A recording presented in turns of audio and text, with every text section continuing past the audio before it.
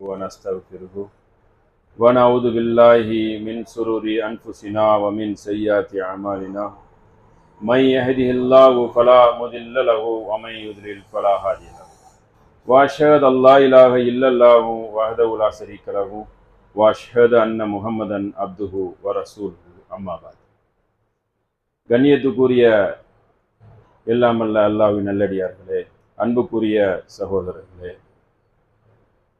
நாம் முஹர்ரம் மாதத்தை அடைந்திருக்கிறோம்.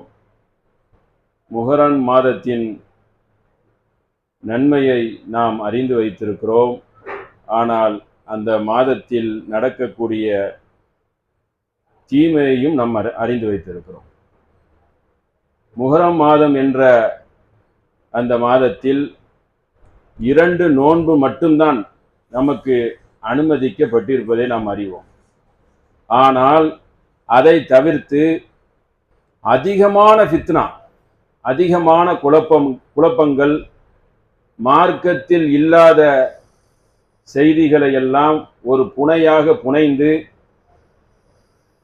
1000 ஆண்டுகளையும் தாண்டி சியா வழியாக ஊடுருவி அனைத்து மக்கள் மத்தியிலையும் இன்று அது ஒரு நன்மை போல் காட்சி அளிக்கிறது. நபிகள் நாயகம் ஸல்லல்லாஹு அலைஹி வஸல்லம் அவர்கள் இறுதி பேருரையில் ஒரு செய்தியை மக்களுக்கு சொல்கிறார்கள். பல செய்தியை சொல்கிறார்கள். முக்கியமான ஒரு செய்தி என்னவென்றால், கது தரக்தும், உங்களை நான் நிச்சயமாக விட்டு செல்கிறேன்.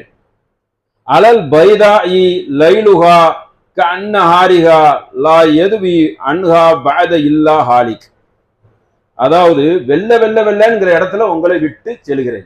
சும்மா விட்டு செல்லல, அசத்தியத்தை எல்லாம் அழித்து உங்களுக்கு நன்மை என்ன தீமை என்ன என்பதையெல்லாம் தெல்ல தெளிவாக எடுத்து சொல்லி உங்களை எப்படி விட்டு செல்கிறேன்? பைதா, வெளிச்சமான இடத்துல விட்டு செல்கிறேன். அது எப்படிப்பட்ட வெளிச்சம் தெரியுமா? லைலுஹா கஅன்ன நாரிஹா, அதாவது இரவு கூட எப்படி தெரியும்? வெளிச்சமாக தெரியும். இருட்டா இருந்தா கூட வெளிச்சமா இருக்கும். அப்படிப்பட்ட இடத்தில் நான் உங்களை விட்டு செல்கிறேன். அதை நீங்கள் யார் அதை அழிப்பார்கள்? ஹாலிக் என்றால் அன்ஹா பாத இல்லா ஹாலிக், அதை அழிக்கக்கூடியவர்கள் என் வழியை தவறி விட்டார்கள். அழிக்கனா அதை அந்த வழியை விட்டு போனவங்க என்ன செய்வாங்க? என் வழியை தவறி விட்டார்கள். ஹாலிக், அழிக்கக்கூடியவர்கள், அழித்து நாசமாக்கக்கூடியவர்கள் என்று ஒரு எச்சரிக்கையும் செய்கிறார்கள். நல்ல வழியில் உங்களை விட்டு செல்கிறேன் என்று நபிகள் நாயகம் ஸல்லல்லாஹு அலைஹி வஸல்லம் அவர்கள் ஒரு எச்சரிக்கையை சொல்கிறார்கள். அதுபோக இன்னொரு செய்தியை சொல்றாங்க. அலா, அறிந்து கொள்ளுங்கள், குல்ல ஷையின் மன் அம்ரில் ஜாஹிலியா, ஜாஹிலியா காலத்தில் உள்ள நடவடிக்கை அனைத்தையும், கட்டளையை, தஹ்த கத்தமி மவுதன், என் 2 பாதங்களுக்கு இடையில் மூட பழக்க வழக்கம் அனைத்தையும் போட்டு புதைக்கிறேன். மௌதுஉன், அதை போட்டு புதைச்சிட்டேன். புதைச்சா நீங்க மறுபடியும் தோண்டி எடுத்திருக்கீங்க. அப்போ தோண்டி எடுத்து எப்படிப்பட்ட செயல்? முஹர்ரம் மாதத்தில் அந்த 1 to 10 வரைக்கும் போன்ற செய்திகள் எப்படி என்றால் பயங்கரமான செய்திகள், மாரடிப்பது நம்ம பார்க்கிறோம். அதுபோக இதை ஒழிக்க வந்த சன்னி என்று சொல்லக்கூடிய நம்மின மக்களும் இதில் என்ன செய்யறாங்க? கலந்து கொண்டு பஞ்சா எடுப்பது, கூடு எடுப்பது, அதை தேர் எடுக்கிற மாதிரி, அப்புறம் 4 பக்கம் குழிய வெட்டி அதில் தீ குண்டத்தை வளர்த்து உப்புகளை போட்டு, கன்னியாகுமரி திருநெல்வேலி எங்க ஒரு சைட்லாம் என்ன செய்வாங்க? அநியாயத்துக்கு அனாச்சாரத்தையும் அக்கிரமத்தையும் கடுமையாக பண்ணுவார்கள். ஓரளவுக்கு குறைந்திருந்தாலும் ஆனால் இருக்கத்தான் செய்யுது. முழுமையா என்ன ஆகல, அது போகவே இல்லை. இன்னும் அந்த விசேஷத்தை போய் கலந்துக்கிறாங்க. அது கூடாதுன்னு என்று சொல்ற மக்களும் கூட்டத்துல போய் என்ன செய்யறான்? ஒருத்தனாக நிக்கிறான். ஆனா நபிகள் நாயகம் ஸல்லல்லாஹு அலைஹி வஸல்லம் என்ன சொல்றாங்க? அனைத்து ஜாஹிலியா பழக்கத்தை என்ன செய்யறாங்க? கது மையன், என்னுடைய 2 பாதங்கள் உள்ள போட்டு உங்களை புதைச்சிட்டேன், நீங்க அதுல இருக்கக்கூடாது, அதை செய்யக்கூடாது என்று கட்டளையை சொல்லி இருக்கிறார்கள். ஆனால் மக்கள் எப்படி இருக்கிறாங்க? அதுல போய் நின்று கலந்துக்கிறது, நான் ஒரு கூட்டத்துல ஒருத்தர் தானே நிக்கிறேன் என்று சொல்லக்கூடிய ஒரு வேடிக்கையாக செய்கிறார்கள். அந்த மாதிரி அனாச்சாரத்தில், கடும் அனாச்சாரம் என்னெல்லாம் செய்வார்கள் என்றால், பஞ்சாபில் ஒரு புத்தி சோது இல்லாதவனை போய் ஏற்றி வச்சுக்கிடுவாங்க. அதுக்கு மேல பூவை போடுறது, அவனை தெரு தெருவா ஊர்வலம் போல் இழுத்து செல்வது, யானையை கூட்டு வர்றது, அதுக்கு மேல ஆளை ஏற்றுவது, இப்படி வந்து உசேன் ரலியுல்லாஹுடைய அந்த மரண செய்தி, அதாவது முஹரம் 10 ரெண்டுமே நடக்குது. ஒன்று மூசா அலைஹிஸ்ஸலாம் செய்தியை நம்ம அறிந்து வைத்திருக்கிறோம். பனி இஸ்ரவேலை காப்பாத்துகிறார்கள். அதற்கு தான் யூதர்கள் அந்த பனி இஸ்ரவேல் நோன்பு வைத்தாங்க. நபி ஸல்லல்லாஹு அலைஹி வஸல்லம் அடுத்த வருஷம் நான் உயிரோட இருந்தா 9-10 வைப்பேன்னு சொன்னாங்க. அதே நாளில் ஒரு கர்பலாவில் ஒரு யுத்தத்தில் அவங்களுடைய பேரனும் என்ன செய்யறாங்க, ஒரு ஷஹீதை அடைகிறார்கள். அதுக்கு நீங்க இப்படி செய்யலாமா? 3 நாளுக்கு மேல துக்கம் அனுஷ்டிக்க கூடாதுங்கிறது தெளிவான செய்தி இருந்தும் இத்தனை ஆண்டு காலம் எப்படி செய்வீங்க? ஒரு மடையன் தான் செய்வான், மடையன் தான் செய்வாங்கிறது நபிகள் நாயகம் மறுபடி ஒண்ணு வலியுறுத்தி இன்னொரு செய்தியை சொல்றாங்க. லைஸ மின்னா மன் லதமல் ஹுதூத் வ ஷக்கல் ஜுயூப் வ தஅவ பி தஅவத்தில் ஜாஹிலியா. எவன் ஒருவன் சட்டையை கிழித்து, அதான் இன்னைக்கு செய்யறான், சட்டையெல்லாம் கிழிச்சுட்டா வர்றான் வரசலே பைத்தியக்கார மாதிரி. எவன் ஒருவன் சட்டையை கிழித்துக் கொள்கிறானோ, எவன் ஒன் சக்கல் ஜுயூ அடித்துக் கொள்கிறானோ, முகத்தில் அடித்துக் கொள்கிறானோ, அவன் யார் இல்ல, அவன் என்னை சார்ந்தவன் இல்லை. மின்னா அது மட்டும் இல்ல, விதாவத்தில் ஜாகிலியா, மடமையான வார்த்தைகளை எவன் சொல்கிறானோ அவன் நம்மை சார்ந்தவன். அப்படித்தானே சொல்றான். யா உசேன் யா அலி என்று பைத்தியக்காரத்தனமான ஒரு உளறரை உளறுகிறான். அதற்கு முஸ்லிம்கள் துணை போற மாதிரி அதை போய் என்ன செய்யறாங்க, ரசிக்கக்கூடிய காட்சிகளை நாம் பார்க்கிறோம். அங்க போய் நின்றுட்டு என்ன செய்யறான், அதை ரசிக்கிறான். அப்படியே பயங்கரமான முறையில ரசிக்கிறான். எப்படி உன்னால ரசிக்க முடியும்? அதுக்கும் உனக்கு என்ன சம்பந்தம் இருக்கு? முதல்ல அது முடிஞ்சு போன விஷயம்ல, அன்றைக்கே முடிஞ்சு போன விஷயம். இன்னைக்கு நீ துக்கம் அனுஷ்டிக்கிறது உனக்கு எங்க வந்து இஸ்லாத்துல இடம் இருக்கு? முதல்ல செய்யக்கூடாது நேரடி சட்டம் தானே இருக்கு. அப்ப இன்னும் வரைக்கும் செய்யறான். வட மாநிலத்துல வேற மாதிரி செய்வான், அவன் ஒரு ட்ரிக்ஸா செய்யறான். இங்க வந்து யானை பஞ்சாபையும் கூட்டு வந்துடுறான், தேர எழுத்து தெருவில் வர மாதிரி சேம். அதுதான் லைட்டெல்லாம் போட்டு உருஸ் எடுத்து இவ்வளவு பெரிய அக்கிரமத்தை இஸ்லாம் என்ற பெயரில் தான் அவன் செய்யறான். எப்படி செய்ய முடியும்? இஸ்லாம் பெயர்ல இருந்தாதான் நம்மளும் சேர்ந்து ஆதரிப்போமே. அது கூடாதுங்கிறது தானே இப்ப கடுமையான முறையில நம்ம என்ன செய்யறோம், எதிர்ப்பை தெரிவிக்கிறோம். கட்டும் எதிர்ப்பை தெரிவிக்கணும், அதுல போய் கலந்துக்கவே கூடாது. அது போக இன்னொரு செய்தியை நபி ஸல்லல்லாஹு அலைஹி வஸல்லம் சொல்றாங்க. இத பாருங்க, அலா யஜ்னி ஜஅல் அலா நப்சிஹி இல்லா யஜ்னி வலதின் அலா வலதிஹி வலா வலதிஹி வல் வலதிஹி. ஒரு தகப்பன் செய்யற குற்றத்துக்கு வலதிஹி மகனை பிடிக்க மாட்டார்கள், மகன் செய்த குற்றத்துக்கு தகப்பனை பிடிக்க மாட்டார்கள். அதாவது ஒருத்தன் சுமை ஒருத்தன் மேல் ஏற்றப்படாது. அப்ப என்னைக்கோ இறந்ததுக்கு நீ எப்படி துக்கம்? அவங்க கதை அவங்களோட முடிஞ்சு போச்சுல. உசேன் இறந்தாங்கன்னா அவங்களோட முடிந்து போனது, நீ துக்கம் அனுஷ்டிக்கிறது. இது இறுதி பேரில சொல்றதுதான். அவன் செய்ததுக்கு அவன் பொறுப்பாளன் என்று ஒரு செய்தியை நபி ஸல்லல்லாஹு அலைஹி வஸல்லம் சொல்றாங்க. எவன் தீங்கு இழைக்கிறானோ தனக்குத்தானே, அது அவனை சார்ந்தது. ஒரு மகன் செய்துட்டா அப்பனுக்கு செய்யறாரு, அவனுடைய தீமையின் நன்மை எங்க எழுதப்படும்? மறுமையில அவனுக்கு தான் எழுதப்படும். அப்ப இதுல உனக்கு என்ன ரைட் இருக்கு? எவ்வளவு தெளிவான வார்த்தை. இப்படி சிந்திக்கணும். உனக்கு என்ன இருக்கு? உம்மத்தா இருந்தால் தகப்ப மகனுக்கே சம்பந்தம் இல்லை, நீ எப்படி வருவங்க? எத்தனை நூற்றாண்டு காலம் கழிஞ்சு போச்சு. எங்க உம்மத்து எங்க அழின்னு சொன்னா சம்பந்தம் இல்லைன்னுட்டாங்களே. வாப்போ மகனுக்கே சம்பந்தம் இல்லைன்னு சொன்னா உனக்கு எங்க இருந்து சம்பந்தம் வரும்? வரவே வராது என்று இறுதி போரையில இப்படி தெளிவான சான்றுகளை எல்லாம் நபி ஸல்லல்லாஹு அலைஹி வஸல்லம் சொல்றாங்க. அதுபோக இப்ப அந்த கூட்டத்துல போய் நிக்கிறான், கூட்டத்துல போய் நிக்க போய் ரசிக்க போறதுக்கு அல்லாஹ் குர்ஆன்ல ஒரு எச்சரிக்கை சொல்லிட்டான். எப்படி சொல்றான்? இதா சமைத்தும் ஆயாத்தில்லாஹி யக்ஃபுரு பிஹா வ யஸ்தஅஸிலு பிஹா ஃபலா தக்உது மஅஹும் ஹத்தா யஹ்து ஃபீ ஹதீஸா கைரிஹி. எவன் ஒருவன் அல்லாஹ்வின் வசனங்களை கேலி கூத்து செய்கிறானோ அந்த இடத்தில் ஃபலா தக்உதுஹா, நீங்கள் அமராதீர்கள் சொல்றான். அப்ப கேலி கூத்து தானே பண்றான். அல்லாஹ் ரசூலும் சொல்லாத ஒன்னதானே அங்க அரங்கேற்றம் பண்றான். பாட்டு கூத்து அசிங்கங்கள் வேடிக்கைகள் கரகாட்டம் கூட வைப்பான். இப்படிப்பட்ட ஒரு அசிங்கங்களை செய்யறான். நீ அதுல போய் வந்து கூட்டத்துல ஒருத்தனா பெண்களும் அதுல கச்சை கட்டி கொண்டு போய் நிக்கிறாங்க. ஊர்கள் அதிகமா நிற்பாங்க, இங்க வந்து மாரடிக்கிறது அடிக்கிறான், அதையும் ரசிக்கிறாங்க. அப்ப அந்த மாதிரி பல டிசைனா வச்சிருக்கான். மாரடிக்கிறது ஒரு தனி, கூட இழுத்துட்டு போற தேர் கூட்டம் இந்த இதெல்லாம் கூடாதுங்கிறான. அவன் தேரை இழுத்து கடன்னு இழுத்துட்டு போகக்கூடிய ஒரு காட்சியை சேம் தேர் தான் இழுத்துட்டு 2 தேர் வச்சிருப்பான். ஒன்னு அசேனு, இன்னொன்னு உசேனு. பக்கத்து ஊருக்காரனை பிடிச்சி வச்சிருப்பான். 2 சந்திக்கும் யா அலீம் யா உசேன் என்று வெட்டி கோஷங்களை விடுகிறார்கள். எப்படி விடுறான்? இதுல வேற மது வேற அருந்திக்கிறவான், குடிகார செயலை செய்துக்கிறான். அப்ப இப்படிப்பட்ட ஒரு மூடத்தனமான காரியத்தை வந்து செய்கிறான். மூடத்தனமான காரியத்தை செய்யக்கூடாதுன்னு அல்லாஹ் என்ன செய்யறான்? வலியுறுத்துறான். அவன் தூதர் மூலியமாக நமக்கு வழிகாட்டுகிறான். இன்னொரு செய்தியில சொல்றா பாருங்க, மூடத்தனத்துக்கு இன்னமல் ஹம்ரு வல் மைசிரு அன்சாபு வல் அஸ்லாமு ரிஜிசும் மினல் சைத்தான். நல்ல கவனமா கேட்டுக்கிறணும். அவங்க அம்பு எய்ந்து சில நல்ல நாள் கெட்ட நாள் பார்ப்பான். அவனுக்கு அந்த மாதிரி சேஜ்ல அல்லாஹ் இதுல என்ன சொல்றான்னா, ரிஜிசும் சைத்தான் மினல் அமலி சைத்தான், நீங்க செய்யறது சைத்தானுடைய காரியம். அதுபோக என்ன காரியம் தெரியுமா? அசிங்கமான காரியம். ரிஜிசும் நஜிஸ், அப்படிப்பட்ட ஒரு காரியத்தை நீங்க செய்கிறீர்கள். இப்படிப்பட்ட காரியத்தை செய்யாதீங்க. ஃபஜ்தனிபு, ஒதுங்கி கொள்ளுங்கள். லஅல்லக்கும் துஃப்லிஹூன், அவர்களே வெற்றி அடைவார்கள் என்று அல்லாஹ் என்ன செய்யறான், இந்த மாதிரி ஒரு விஷயத்தையும் சொல்லி காட்டுறான். அதுபோக இந்த செய்யக்கூடியவன் வந்து என்ன செய்யறான்னா, துக்கம் அனுஷ்டிக்கிறேன் அப்படிங்கிற ஒரு தோரணையில செய்யறான். துக்கம் அனுஷ்டிக்கிறாங்கன்னா, நூஹ் நபி ஒரு துக்கத்துல இருக்கிறாங்க. அதுக்கு அல்லாஹ் ஒரு தூதரை எப்படி கண்டிக்கிறான் பாருங்க. தூதரை வந்து இதே ஸ்டைல்ல தான் கண்டிக்கிறான். நூஹ் நபியோடைய மகன் நேர்வழி அடையலைங்கிறது நமக்கு தெரியும். ஆனா அது இப்ப நமக்கு முக்கியம் இல்லை. ஆனா அதை விட ஒரு முக்கியமான விஷயம்னா, யா நூஹு இன்னஹு லைஸ மின் அஹ்லிக இன்னஹு அமலு கைரு சாலிஹின், ஓ மகன் நல்லவன் கிடையாது. நல்லவனுக்காக நீங்க நல்லவனுக்கு வந்தா பிரச்சனை இல்லை, கெட்டவனுக்கு நீ வரக்கூடாது, வக்காலத்து வாங்க வரக்கூடாது. பலா தஸ்அல்னி, நீ கேட்கறதே தப்பு. லைஸ லக மின் இல்மி, அறிவில்லாத செய்தியை பற்றி கேட்கவே கூடாது.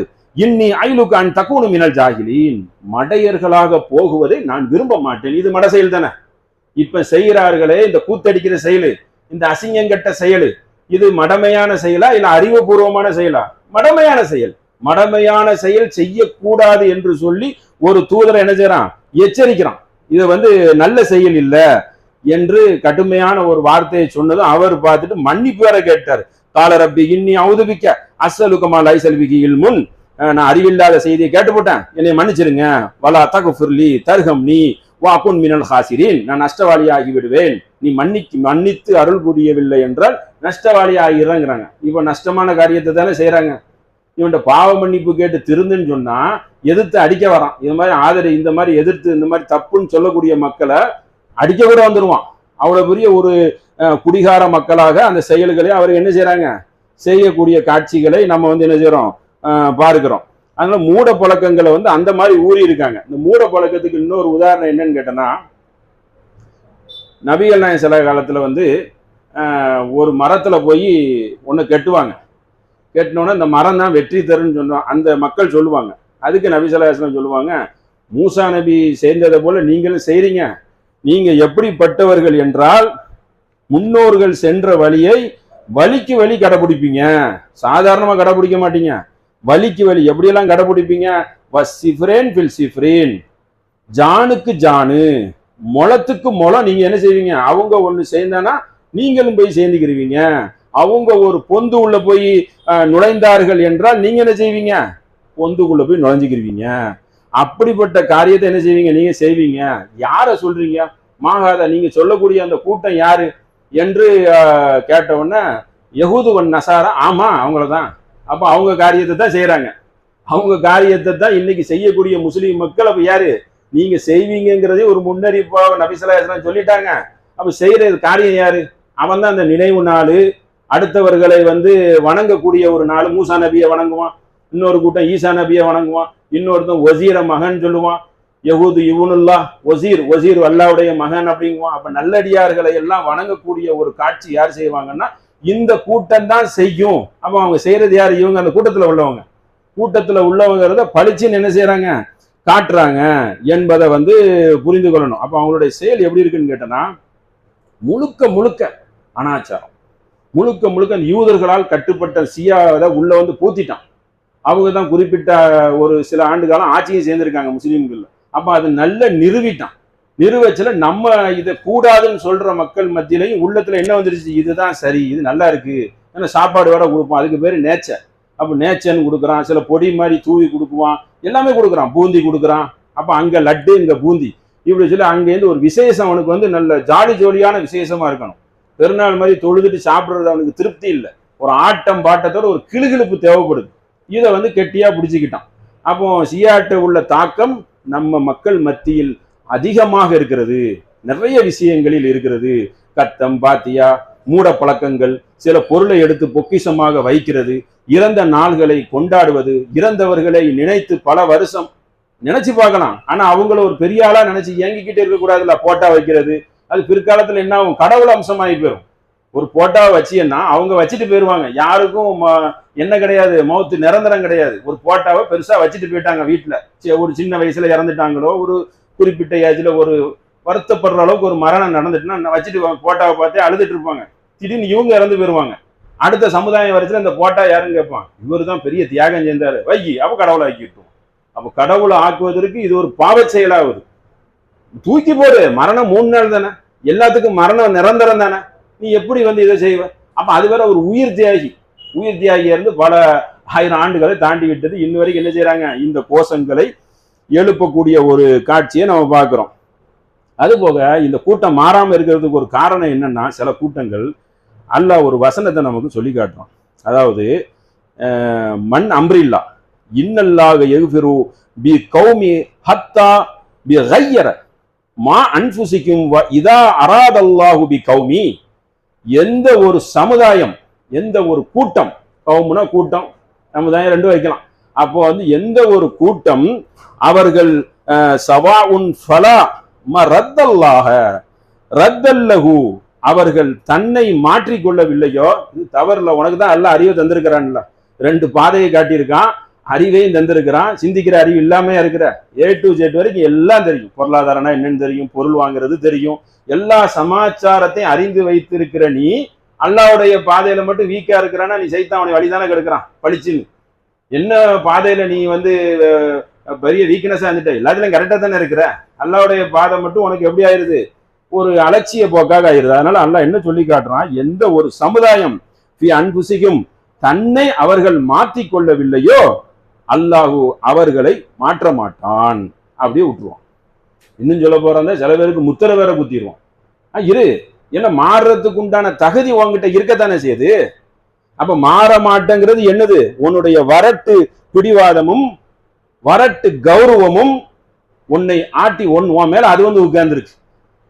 அப்ப அல்லாஹ் அந்த மாதிரி விஷயத்துக்கு என்ன சொல்றான், 13:11 மனிதன் அவன் தன்னை மாற்றிக்கொள்ளாத வரைக்கும் ஒரு கூட்டம் பி கௌமி ஹத்தா யுகையரு மா பி அன்ஃபுசிக்கும் இதா அராதல்லாஹு பி கௌமி, தன்னை மாற்றிக்கொள்ளாத ஒரு கூட்டத்துக்கு அல்லாஹ் அவர்களை மாற்ற மாட்டான். ஒரு தவறான வழினா அவங்க என்ன செய்யணும், அதை மாத்திட்டனாலே அது ஒரு வெற்றி, அடுத்து வெற்றி மேல் வெற்றி, அவங்க போய்கிட்டே இருக்க வேண்டியதுதான்.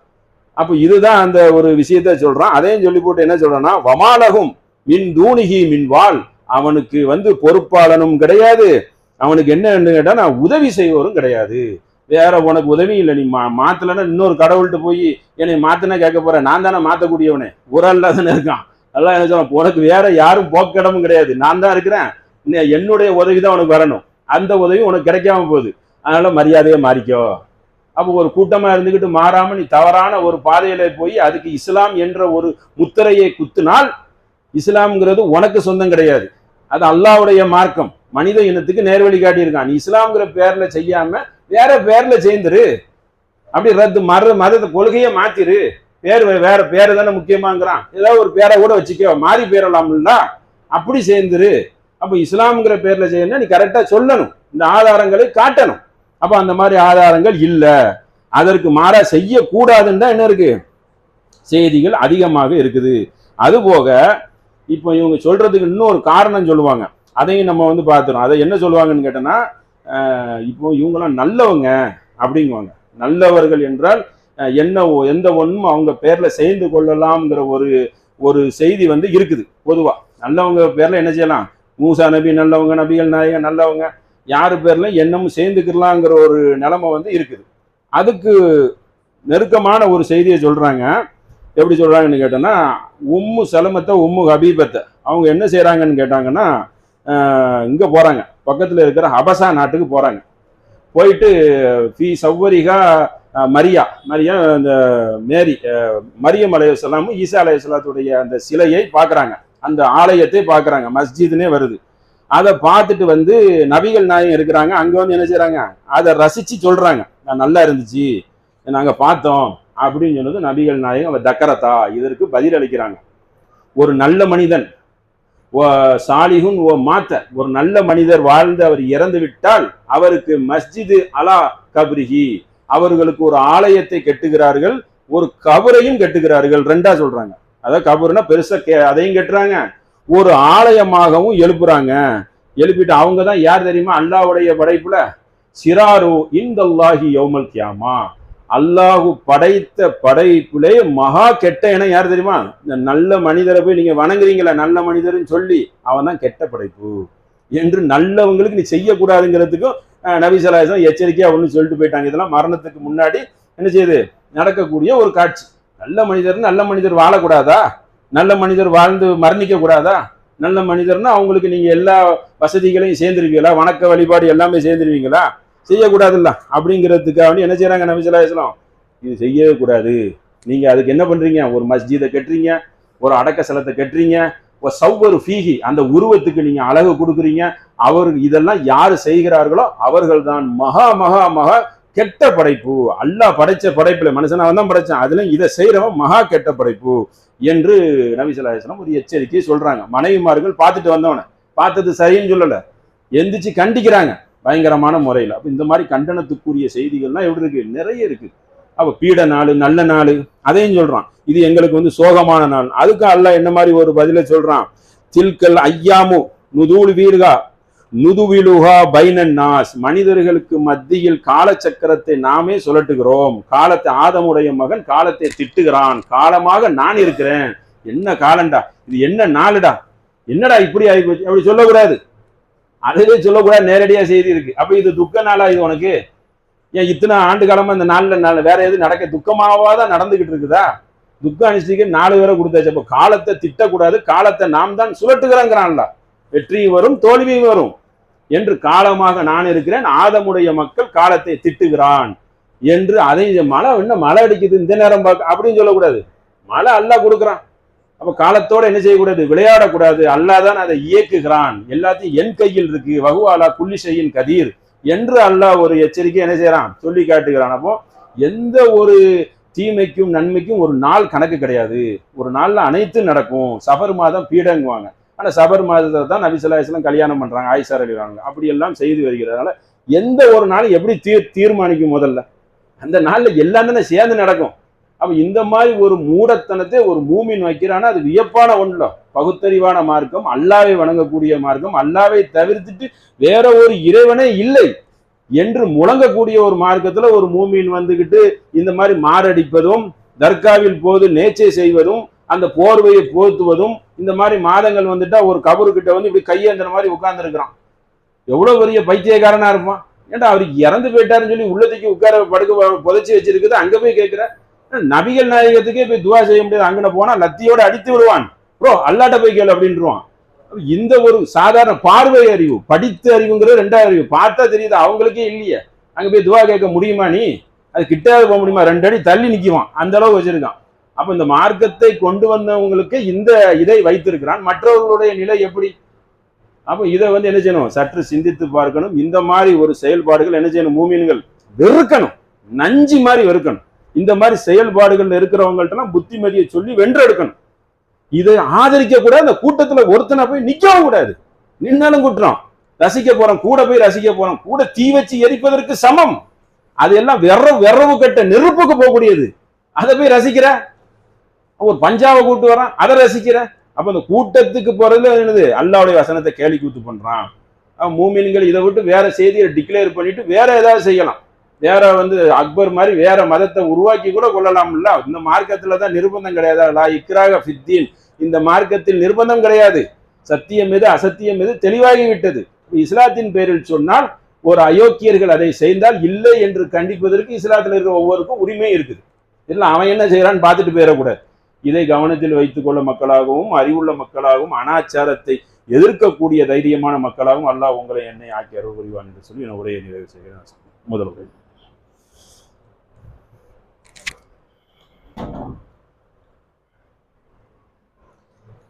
அஸ்ஸலாமு அலைக்கும்.